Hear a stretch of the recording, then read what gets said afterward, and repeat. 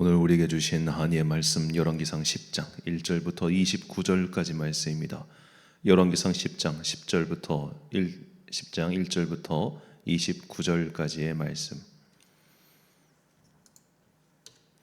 이제 봉독하겠습니다. 하나님의 말씀 경청하십시오. 스바의 왕이 주님의 이름 때문에 유명해진 솔로몬의 명성을 듣고서 여러 가지 어려운 질문으로 시험해 보려고 솔로몬을 찾아왔다. 여왕은 수많은 수행원을 데리고 또 여러 가지 향료와 많은 금과 보석을 낙타에 싣고 예루살렘으로 왔다. 그는 솔로몬에게 이르러서 마음속에 품고 있던 온갖 것을 다 물어보았다. 솔로몬은 여왕이 묻는 온갖 물음에 척척 대답하였다. 솔로몬이 몰라서 여왕에게 대답하지 못한 것은 하나도 없었다. 스바의 여왕은 솔로몬이 온갖 지혜를 갖추고 있는 것을 확인하고 또 그가 지은 궁전을 두루 살펴보고 또 왕의 식탁에다가 차려놓은 요리와 신하들이 둘러앉은 모습과 그의 관리들이 일하는 모습과 그들이 입은 제복과 술잔을 받으려 올리는 시종들과 주님의 성전에서 드리는 번제물을 보고 넋을 잃었다. 여왕이 왕에게 말하였다. 임금께서 이루신 업적과 임금님의 지혜에 관한 소문을 내가 나라에서 이미 들었지만 와서 보니 과연 들은 소문이 모두 사실입니다. 내가 여기 오기 전까지는 그 소문을 믿지 않았는데 내 눈으로 직접 확인하고 보니 오히려 내가 들은 소문은 사실의 절반도 안 되는 것 같습니다. 임금님께서는 내가 들은 소문보다 지혜와 복이 훨씬 더 많습니다. 임금님의 백성은 참으로 행복한 사람들입니다. 임금님 앞에 서서 늘 임금님의 지혜를 배우는 임금님의 신하들 또한 참으로 행복하다고 하지 아니할 수 없습니다. 임금님의 주 하나님께 찬양을 돌립니다. 하나님께서는 임금님을 좋아하셔서 임금님을 이스라엘을 다스리는 왕자에 앉히셨습니다. 주님께서는 이스라엘을 영원히 사랑하셔서 임금님을 왕으로 삼으시고 공평과 정의로 다스리게 하셨습니다.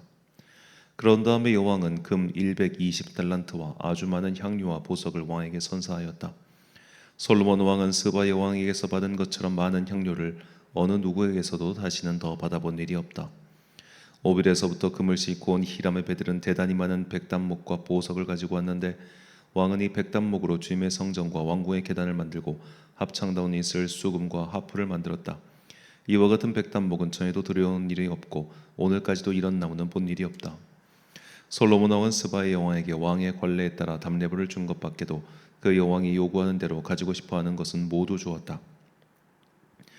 여왕은 신하들과 함께 자기 나라로 돌아갔다. 해마다 솔로몬에게 들어오는 금은 그 무게가 666달란트였다. 이 밖에도 상인들로부터 세금을 들여온 것과 무역업자와 교역에서 얻은 수입과 아라비아의 모든 왕들과 국내의 지방 장관들이 보내오는 금도 있었다. 솔로몬 왕은 금을 두들겨 펴서 입힌 큰 방패를 200개나 만들었는데 방패 하나에 들어간 금만 하여도 600세겔이나 되었다. 그는 또 금을 두드려 펴서 입힌 작은 방패를 300개를 만들었는데 그 방패 하나에 들어간 금은 3만회였다. 왕은 이 방패들을 레바논 수풀궁에 두었다. 왕은 상아로 큰 보좌를 만들고 거기에다가 잘 정련된 금을 입혔다. 보좌로 오르는 층계에는 계단이 이어서 있었으며 보좌의 꼭대기는 뒤가 둥그렇게 되어 있었으며 그 앉은 자리 양쪽에는 팔걸이가 있고 그 팔걸이 양옆에는 각각 사자상이 하나씩 서 있었다. 6개의 계단 양쪽에도 각각 6개씩 12개의 사자상이 서 있었다. 일찍이 어느 나라에서도 이렇게는 만들지 못하였다. 솔로몬 왕이 마시는 데에 쓰는 모든 그릇은 금으로 되어 있었고 레바논 수풀궁에 있는 그릇도 모두 순금이며 은으로 된 것은 하나도 없었다. 솔로몬 시대에는 은은 귀금속 축에 들지도 못하였다. 왕은 다시스 배를 바다에 띄우고 히람의 배와 함께 해상 무역을 하게 하였다. 새해마다 한 번씩 다시스의 배가 금과 은과 상아와 원숭이와 공작새들을 싣고 오고는 하였다. 솔로몬 왕은 재산에 있어서나 지혜에 있어서나 이 세상의 그 어느 왕보다 훨씬 뛰어났다. 그래서 온 세계 사람들은 모두 솔로몬을 직접 만나서 하나님께서 그의 마음에 넣어주신 지혜의 말을 들으려고 하였다. 그래서 그들은 각각 은그릇과 금그릇과 옷과 갑옷과 향료와 말과 노새를 예물로 가지고 왔는데 해마다 이런 사람의 방문이 그치지 않았다. 솔로몬이 병거와 기병을 모으니 병거가 1400대, 기병이 12,000명에 이르렀다. 솔로몬은 그들은 병거 주둔성과 왕이 있는 예루살렘에다가 나누어서 배치하였다. 왕 덕분에 예루살렘에는 은이 돌처럼 흔하였고 백향목은 세펠라 평원지대의 뽕나무만큼이나 많았다. 솔로몬은 말을 이집트와 구에로부터 수입하였는데 왕실 무역상을 시켜서 구에에서 사들였다. 병거는 이집트에서 한 대에 은 600세겔을 그리고 말은 한 필에 은 150세겔을 주고 들여와서 그것을 해쪽의 모든 왕과 시리아 왕들에게 되팔기도 하였다. 아멘. 그놈의 돈돈돈이란 제목으로 하나님의 말씀 선포하겠습니다. 이 사도들의 서신을 보면 예수님이 다시 오시는 그날까지 우리가 예수님을 기다려야 되는데 그 기다리는 방 동안 무엇을 할 것인가를 계속 가르쳐 주고 있죠. 서로 사랑하고 예배드리고 믿음을 권면하는 기타 등등의 일에 대해서 사도들이 말하면서 또 이런 특히 그들이 돈에 대해서 다음과 같이 말합니다. 디모데전서 6장 10절과 히브리서 13장 5절 말씀입니다. 돈을 사랑함이 일만하게 뿌리가 되나니 이것을 탐내는 자들은 미혹을 받아 믿음에서 떠나 많은 근심으로써 자기를 질렀도다. 돈을 사랑하지 말고 있는 바를 족한 줄로 알라. 그가 친히 말씀하시기를 내가 결코 너희를 버리지 아니하고 너희를 떠나지 아니하리라 하셨느니라. 아멘. 자, 어째서 사도들은 돈을 사랑하지 말라고 그렇게 말했을까요? 돈이 얼마나 큰 힘을 가지고 있는지를 그들이 미리 간파했기 때문입니다. 자, 이 돈을 사랑하지 말라는 말씀, 그리고 그 뒤에 감춰져 있는 돈이 가지고 있는 그 어떤 영적인 힘에 대해서 우리는 현대 자본주의 사회를 살아가면서 더 많이 느끼고 더 많이 경험하고 더 가깝게 와 닿아야 할 것입니다. 주일에도 말씀드렸지만 현재 이스라엘과 팔레스타인 무장단체 하마스 사이의 전쟁은 결국 돈 때문에 벌어진 전쟁이에요. 그러니까 무장단체 하마스는 돈이 그들의 수입이 점점 줄어드니 결국 더 많은 수입을 얻기 위해서 무슬림 형제들 모두 모여서 우리와 싸웁시다 라는 식으로 종교 전쟁을 호도하는 게 그들의 목적이죠. 그래야 후원금도 많이 들어오니까. 반대로 이스라엘 같은 경우도 중동 지역의 다른 나라들, 특히 이란과는 엄청 사이가 안 좋았었는데 요새 점점 사이가 좋아지고 있었어요. 이게 더 하마스를 두렵게 했고요. 왜냐하면 이제는 그 중동에 있는 그 극렬해 보이는 무슬림의 나라들도 그들이 말하는 이슬람주의, 그들이 말하는 어떤 이슬람 신앙 이런 것보다 돈이 더 좋은 거예요. 돈이 주는 안정성, 돈이 주는 평화성 이런 게 더 좋다 보니까 결국 경제력에서 여러 가지로 좋은 이스라엘과 이렇게 물밑적으로 계속 접속을 해가는 겁니다. 그런데 이것을 국민들한테 공표하기는 어렵잖아요. 왜냐하면 국민들은 감정적으로 자기들에게 국가의 수입이 증대되는 그런 것보다 당장에 저 이스라엘이 더 나빠 보이니까 정치인들이 그러니까 그런 식으로 수를 써요. 우크라이나와 러시아 사이의 전쟁도 마찬가지입니다.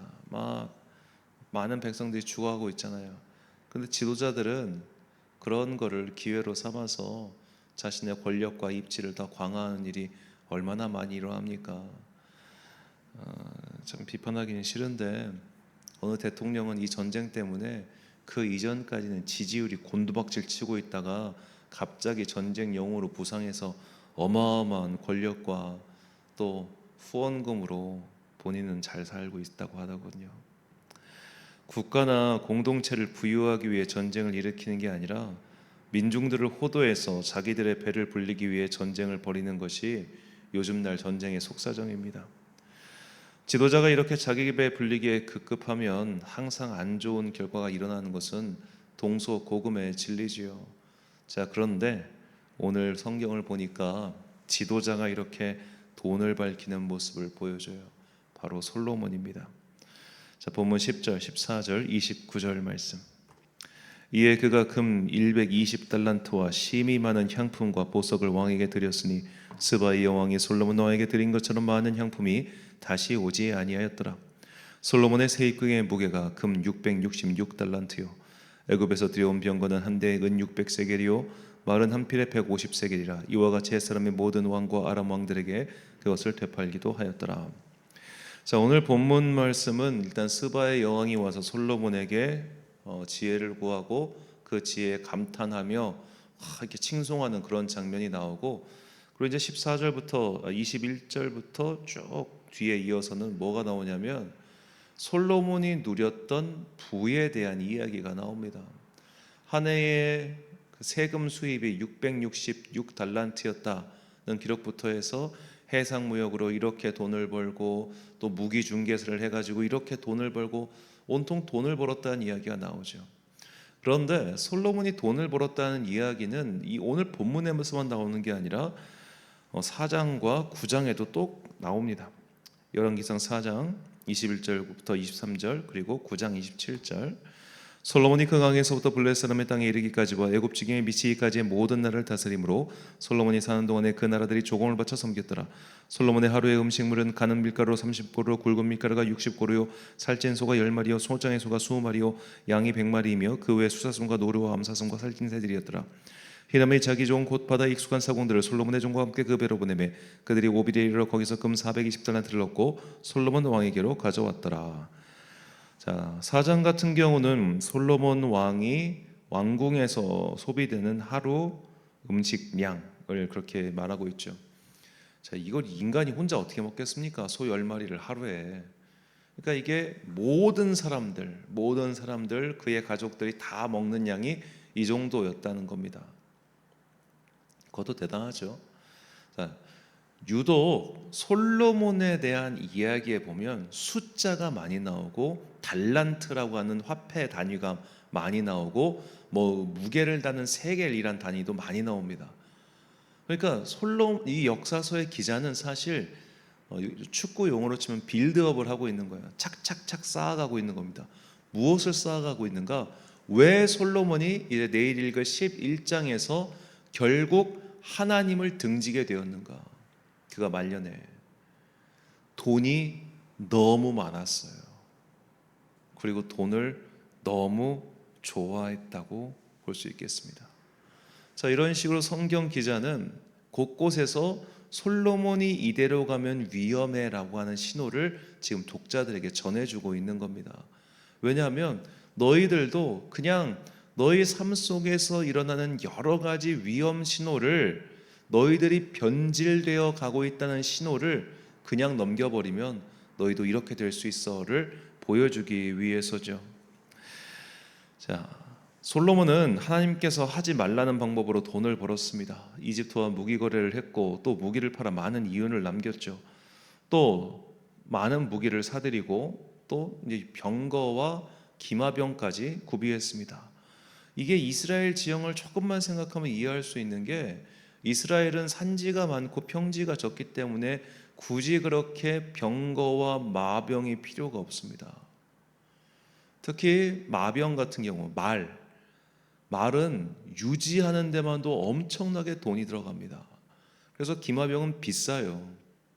근데 기마병이 그 힘을 발휘하는 것은 평지에서 대회전할 때나 가능한 거지, 이스라엘처럼 평지가 그렇게 막 대회전을 벌이는 만한 편지가 많지 않은 나라에서는 다른 나라를 침공하는 목적이 아닌 이상이야 그만한 병력이 필요가 없지요. 차라리 그 돈으로 더 요새를 공고하게 만들고 병사들의 무장을 확비하는 게 낫지, 그렇게 기마병이나 병거가 필요한 나라가 아닌데도 이걸 왜 구비했겠습니까? 과시용입니다. 과시용. 더군다나 산지가 있는 예루살렘에다가 왜 기마병을 둡니까?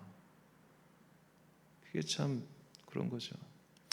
이렇게 돈을 의지하고 무기를 의지하고 이렇게 자기 과시욕에 빠진 사람은 결국 하나님께 대한 이 절대 의존의 마음에서 벗어나게 되지요. 이사야 선지자는 무기를 의지하고 외세를 의지하는 태도를 다음과 같이 비판합니다. 이사야 31장 1절부터 3절까지 말씀입니다. 도움을 구하러 애굽으로 내려가는 자들은 화 있을진저 그들은 말을 의지하며 병거의 많음과 마병의 심히 강함을 의지하고 이스라엘의 거룩하신 이를 앙모하지 아니하며 여호와를 구하지 아니하나니 여호와께서도 지혜로우신즉 재앙을 내리실 것이라. 그의 말씀들을 변하게 하지 아니하시고 일어나사 악행하는 자들의 집을 치시며 행악을 돕는 자들을 치시리니 애굽은 사람이요 신이 아니며 그들의 말들은 육체요 영이 아니라 여호와께서 그의 손을 펴시면 돕는 자도 넘어지며 도움을 받는 자도 엎드려져서 다 함께 멸망하리라. 아멘. 우리에게는 돈이 필요합니다. 당연히 필요하죠. 살기 위해서는. 잠언에 나온 아굴의 기도처럼 우리가 너무 가난해서 하나님을 원망하는 그런 일이 있어서는 안 되죠. 하지만 너무 부유해도 하나님을 잊어버리기 마련입니다. 돈을 버는 것, 그것도 많이 버는 것 자체가 나쁜 일은 당연히 아니죠. 하지만 많은 돈은 반드시 우리의 마음을 그곳으로 빼앗기게 만듭니다. 그래서 많은 돈이 들어온 것 자체를 복으로 여기지는 마십시오. 그것이 오히려 우리의 영적 위기가 될 수도 있기 때문입니다. 그래서 시편 기자는 다음과 같이 성도들에게 권면합니다. 시편 62편 10절부터 12절까지 말씀입니다. 포악을 의지하지 말며 탈취한 것으로 허망하여지지 말며 재물이 늘어도 거기에 마음을 두지 말지어다. 하나님이 한두 번 하신 말씀을 내가 들었나니 권능은 하나님께 속하였다 하셨도다. 주여, 인자함은 주께 속하오니 주께서 각 사람이 행한 대로 갚으심이니이다. 아멘. 사랑하는 천안광성교회 성도 여러분, 그리고 이 새벽을 함께 깨우고 계신 귀한 주님의 자녀 여러분, 재물이 늘어도 거기에 마음을 두지 말라는 믿음의 선배들의 경고를 허투루 듣지 마십시오. 그런데 이 말 들어도 마음에 유혹이 들 만큼 돈이나 벌어봤으면 좋겠다라는 것이 우리의 솔직한 마음이겠지만, 어쩌면 하나님께서 우리의 살림을 그만큼 피게 하지 않으시는 이유는 우리가 갑자기 이렇게 큰 돈 벌면 정신이나 차리겠습니까? 하나님을 떠날 수도 있지 않겠습니까? 그것 때문에 그러신 거라 그런 생각이 듭니다. 예수님께서는 말씀하셨습니다. 너희는 먼저 그의 나라와 그의 의를 구하라. 그리하면 이 모든 것을 너희에게 더하시리라. 믿음의 바로미터가 여러 가지가 있지만 정말 돈만큼 확실한 것도 없습니다. 돈을 사랑함이 일만하게 뿌리고 말세가 이를수록 돈을 사랑하는 자들이 많아진다고 누차 경고했던 이 성경의 말씀을 참으로 믿는다면 돈에 대한 우리의 생각과 자세를 분명히 세워야 할 것입니다. 그놈의 돈 때문에 결국 하나님과 멀어지게 된 솔로몬의 인생을 통해서 우리에게 돈이 필요하지만 그 돈에 지배당하지 않는 그 하늘의 자녀들이 되시길 예수님의 이름으로 축원합니다. 기도하겠습니다. 사랑과 은혜가 충만하신 아버지 하나님, 새벽에 갑자기 쌀쌀한 바람이 불어오고 있는 이때 우리를 다시 한번 하나님의 나라로 초청하시기 위하여 이 세상을 지배하고 있는 돈에 대해서 알게 하시니 참으로 감사합니다. 우리의 마음이 돈에 지배당하지 아니하도록 우리에게 더욱더 분명한 성령의 은총을 내려 주옵소서. 우리가 주님께 드리는 그 예물과 헌신을 통하여 우리의 마음은 세상의 부유함이 주는 그 편리함에 현혹되지 아니하고 하나님께서 주시는 그 진정한 평화에 주목하게 된다는 것을 깨닫게 하여 주옵소서. 돈이 필요하지만 돈에 지배당하지 않는 지혜롭고 영혼 단단한 성도들 되게 하여 주옵소서. 추운 날씨에 또 이 아침에 일찍 일자리로 나아가고 또 저녁에 쌀쌀한 날씨에 자기 집으로 돌아오는 열심히 살아가고 있는 주의 자녀들에게 복과 은혜 내려주시고 그들의 몸이 상하지 아니하도록 더욱더 큰 은총 베풀어 주옵소서. 오늘 하루도 참 좋으신 우리 주님의 은총과 평강이 모든 성도와 함께 하시길 간절히 소망하며 이 모든 말씀 우리 구주 예수 그리스도의 이름으로 기도드립니다. 아멘. 오늘의 기도 제목입니다. 나를 가난하게도 마옵시고 부하게도 마옵시고 오직 필요한 양식으로 나를 먹이시옵소서라고 기도했던 아굴의 기도를 깊이 묵상하며 돈에 대해 각자의 진실한 기도를 드리십시오. 오늘 주신 기도의 제목 가지고 기도와 묵상에 힘쓰는 하루 되시길 바랍니다. 기도하겠습니다.